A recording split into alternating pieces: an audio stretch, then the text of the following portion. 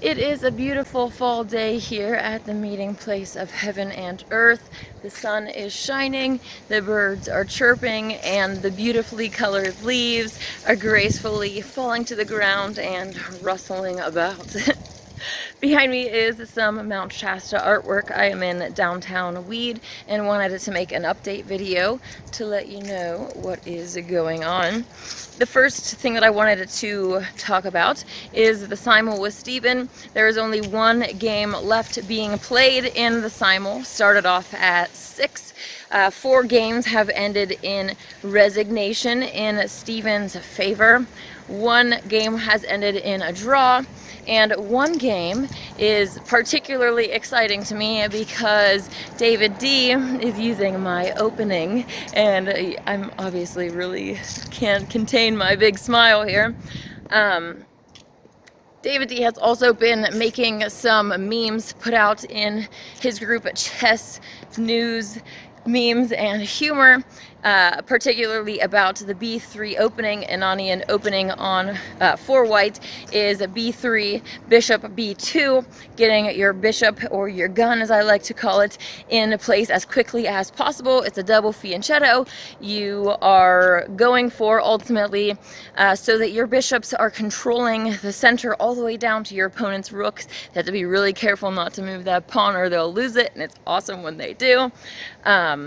The bishops control the center rather than pawns pushing into the middle and controlling the center, as most humans are taught to do. Well, all humans, I mean. The Ananian opening pretty much stands alone in this. I guess the hippo is in some way similar, and it's actually a variant of the Ananian opening because you have both bishops in place, but the outer pawns are also pushed up 1, and that is like not the default of the Ananian opening. The default of the Ananian opening is this, and obviously there are different variants that you can get into depending on how your opponent plays, but you always get your bishops into place first, queenside first, and then you get your knights into place. Sometimes you don't put your knights there. Other times you do. It just really depends on the variant that you play, depends on your opponent or what you want to do.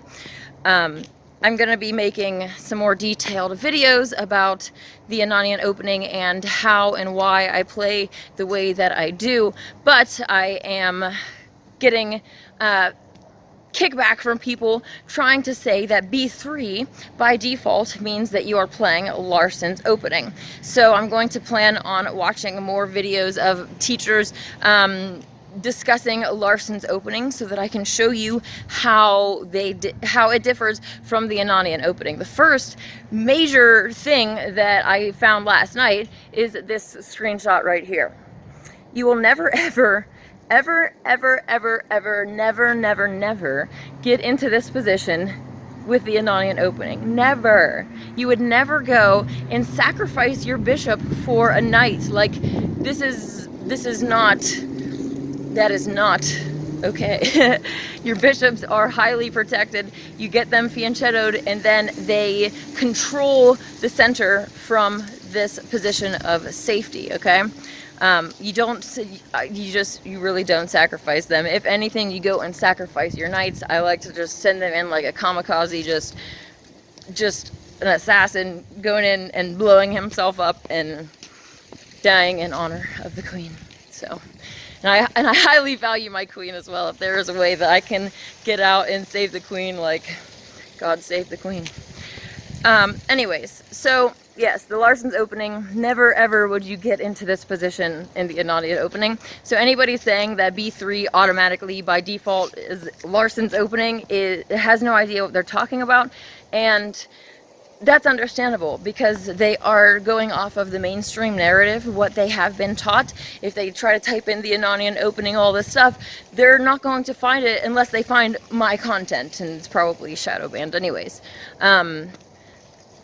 They're only going to find Larsons opening and these other big name GMs that have been specifically put into place to control, manipulate, influence humanity.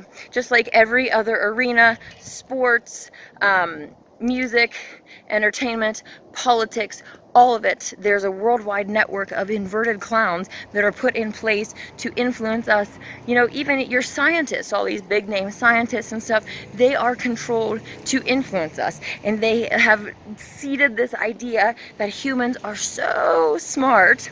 If you believe that you live on a giant spinning ball with people living upside down in relation to you in Australia, stuck on this giant spinning ball by an imaginary force, you can't see it, that is so strong that it holds these people living upside down on a ball. It holds them onto this ball and holds billions of gallons of water to this ball as it flies this way and this way and this way, shooting around infinite space. And if you believe that, supposedly you're smart. If you believed you evolved from pond scum, supposedly you're smart. If you play E4, D4, supposedly you're smart. No, I didn't mean to say no, because I'm kind of not kidding at all with that. They have taught humans in every way to be clowns, and chess is completely included in that. So people will say, oh, these are the standard openings that tested and tried and true because all the GMs play it. Well, guess what? All your GMs have been controlled from the very beginning that they started doing like a public chess. Like, ever since there was it's always the top of every arena is controlled by an invert, okay? Your top GMs are inverted, your women's GMs are inverted, all at the top is inversion, okay? That's how you get to the top in Satan's world. This kind of leads into David D also posting about these inverts in his having the invert disclosure in his group, Chess News, Memes, and Humor. My group's called Chess, Games, Tournaments, and More, so it's kind of a little bit confusing sometimes. But anyways, he has been posting transvestigations in his group, and obviously that has faced a lot of pushback. People do not want to accept that their heroes are not what they portray themselves as. They don't want to accept that maybe the girl that they have been crushing on for a long time, Mandria Botez, or as I like to call it, Botox. I like to call them the Botox brothers. They are both boys, and people are not going to readily admit this unless they are actually ready for the truth. There is overwhelming evidence to prove that these inverts are what they are. Forensic anthropologists are able to determine what sex a skeleton is by these very same biomarkers, and you can find the textbooks that they use at your fingertips. Like, you can teach yourself. You don't need somebody else to teach you. And if you do, I have my Transvestigation 101 Porn Stars Are Male video. I'll leave a link to that below, and also Transvestigation 101 Part 2, where I answer the most commonly asked questions. I will put that below as well as the links to my group, Chess, Games, Tournaments, and More, and the other group, Chess, News, Memes, and Humor.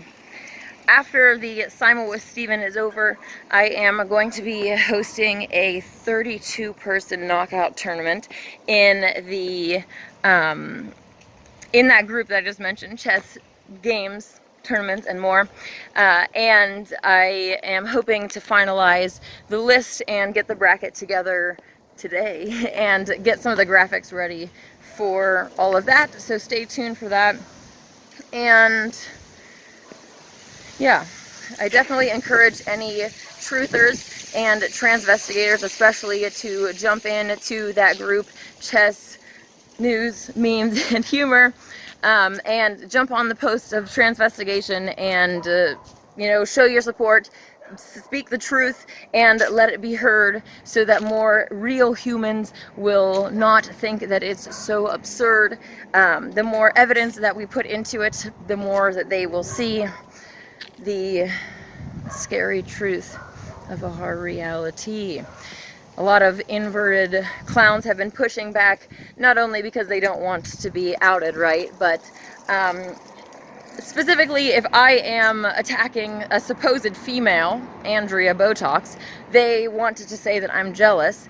And I have a message for any real humans, like, these inverts are nothing to be jealous of. When you actually know how to study biomarkers and you start to like pick apart their actual facial features and different, it's just, these Hollywood stars can go from what you thought was an attraction to an absolute abomination, like where there is nothing that you are jealous of, because first of all, that's a dude in a dress over there. Why would I be jealous of a dude in a dress? I pity the dude in the dress, and I'm sad that that happened, that his soul has gotten this lost and dark and deceived, but I'm definitely not jealous of this entity. Like, the way that these clowns get to the top is through inversion, and that allows demons to ultimately take over. If Patrick, someone that's born Patrick, decides to become Patricia, there is a demon called Patricia that takes over, and you know, the more Patrick delves into that deception, the more Patricia, the demon, takes over control of that vessel. It's nothing to be jealous of, especially like with the knowledge that not only are they like I can't even imagine like your parents forcing you to live life as the opposite sex, and it's really not a forcing thing, because these souls choose to come into this world, into families that will invert them so that they can be in these positions of influence and power. Like, if Andrea didn't choose to, well, technically Andrew, if the soul of Andrew didn't choose to come into a family that would invert him to become Andrea, then no one would know his name. He would be a nobody. So that's, you know, one of the reasons that they do what they do in deceiving me and you.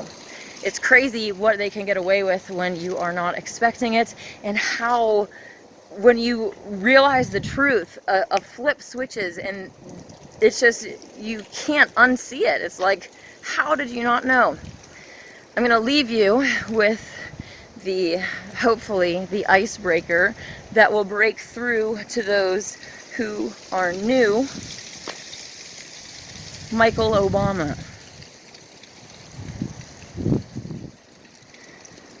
Michael Obama is a pretty obvious invert, and even normal people, like, that have never even, I want to say normal as in normal to the general population, right? They don't stick out, they're not truthers, and I don't mean it necessarily that we're abnormal in a negative way. Obviously, I am happy, way happy being awake, because I don't want to be a clown. So when I am watching a Hollywood movie and thinking this hunk is a supposed guy, and I'm like, oh, so dreamy, it's like, the spiritual world is laughing at me, and I don't want that. So I am desperately trying to wake other people up, and you know, it kind of sucks that you get attacked in the meantime, but it's understandable. And a lot of these attacks come from inverts that are just trying to, you know, discredit what you're saying and keep real humans asleep.